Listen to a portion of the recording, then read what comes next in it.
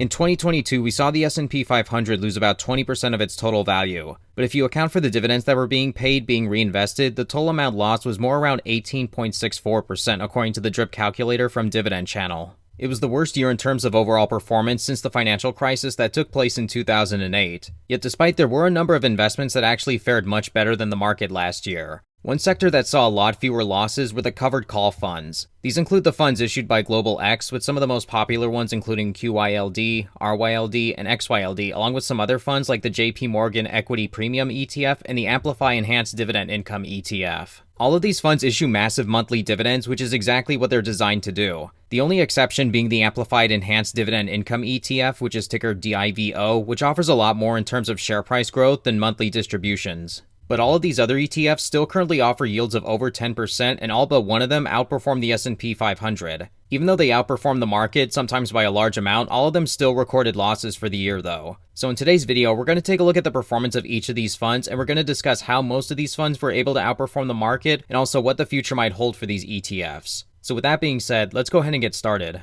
If you're not too familiar, covered call funds are specifically designed to offer investors high amounts of monthly income. How it works is a covered call position is created by buying or owning the stocks in whatever index the fund is tracking and selling a monthly at-the-money index call option. An option is a contract sold by one party to another that gives the buyer the right but not the obligation to buy or sell a stock at an agreed-upon price within a certain period of time or a specific date. In return for the sale of the call option, the fund receives a premium which can potentially provide income in sideways markets and a limited amount of protection in declining markets. But the fund gives up that profit potential if the index rises above the strike price of the index call option. If we take QYLD, the process looks like this. First, QYLD buys all the equities in the Nasdaq 100 index. QYLD then sells Nasdaq 100 index options to a counterparty that'll expire in 1 month. A premium is received in exchange for the sale of the index options. And then at the end of the month, QYLD seeks to distribute a portion of the income from the writing and selling of the index option to the shareholders. Once that's done, at the beginning of each new month, this process is repeated.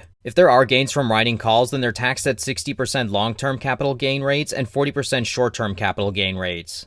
In 2022, the massive dividend payments made by these ETFs resulted in covered call funds performing much better than the S&P 500 on average. The top-performing covered call ETF in 2022 was the Amplified Enhanced Dividend Income ETF, ticker DIVO. Compared to 1 year ago today, this fund's share price is only down about 2.98%. If we look at the overall total return and compare it to the S&P 500, you can see this fund only suffered a loss of 1.47% if you reinvested your dividends. At an expense ratio of 0.55%, it's also one of the cheaper covered call funds out there. But while it does offer much better share price growth, it's also the lowest yielding covered call fund. As of right now, this fund currently offers a yield of only 4.77%. But regardless, DIVO is a great pick even if you don't normally like covered call funds. It's also a great pick if you're a serious covered call investor and you want more diversification and share price growth. The second best covered call fund of last year was JEPI, which is the JPMorgan Equity Premium Income ETF. Compared to the market, we can see this ETF was only down about 3.1% compared to the S&P 500. JEPI is an actively managed fund that uses a defensive equity portfolio that employs a time-tested, bottom-up fundamental research process with stock selection based on JPMorgan's proprietary risk-adjusted stock rankings. Much like DIVO, JEPI has offered investors a good amount of share price growth, but a much higher dividend yield. As of the making of this video, JEPI currently offers a yield of 11.68% and they pay monthly dividends just like every other fund here. For this reason, JEPI was one of the most popular ETFs in terms of inflows across the entire stock market last year. You can see by the rankings, JEPI placed 8th with total inflows of $12.76 billion last year. That's actually not too far off from SCHD, which was the most popular dividend ETF last year. JEPI is another great choice for both covered call investors and simply people who want a high monthly dividend distribution. Coming in third place last year was XYLD, which is the Global X S&P 500 covered call ETF. Comparing the S&P 500 to the S&P 500 covered call fund, we can see XYLD was in the red 12.48% compared to the index's 18.64% last year. And then we have RYLD, which is the Russell 2000 covered call ETF. This fund was down 13.44%, which was slightly worse than XYLD. And then finally, the worst performing covered call fund was QYLD, or the Nasdaq 100 covered call ETF. This wasn't too surprising given how bad the Nasdaq had performed in 2022, with a lot of its top performers having lost a lot of their value. The Nasdaq lost about 33% of its value last year, yet despite that it still outperformed the index by a large amount, but ultimately QYLD did slightly worse than the S&P 500. This is why if you're a serious covered call investor, it's always a good idea to spread out your investments across multiple covered call funds.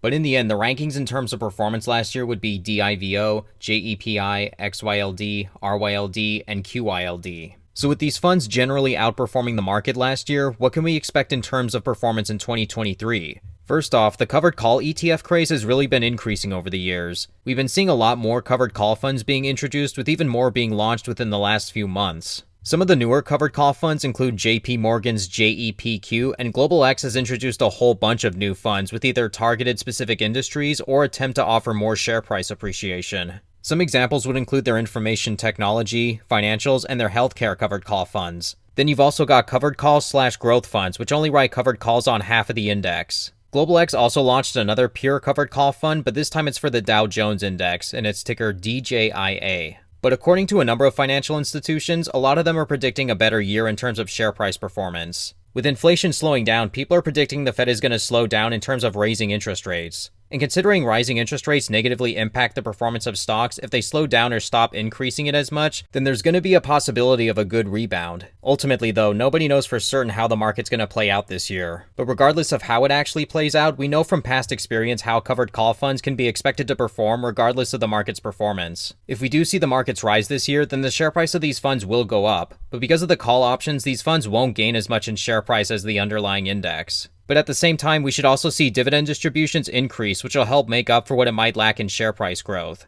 A high amount of volatility in the stock market can also heavily impact these covered call funds. When stock prices in the fund's index rise too quickly, then the options can get called fast. This is what's happened to QYLD over the years. During periods where tech stocks were booming very quickly, we didn't see QYLD benefit as much because of how quickly we saw share prices grow in this sector. For those who are serious about pursuing covered call funds as an investment, should always diversify their investments across different ETFs. If you're an investor that's considered all in on these types of funds, then buying everything we looked at today would be something I'd recommend doing. If covered call ETFs aren't exactly your cup of tea, I'd at least recommend checking out JEPI and DIVO if you're a dividend investor. These two investments have provided good growth along with good monthly dividends so far. I'm also keeping my eye on JEPQ, which is a brand new fund that was just launched a few months ago.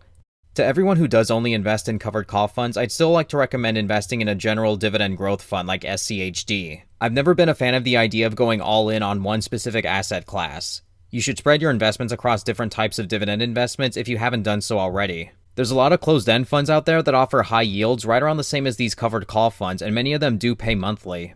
But with that being said, thank you all so much for watching today's video, and until next time, take care.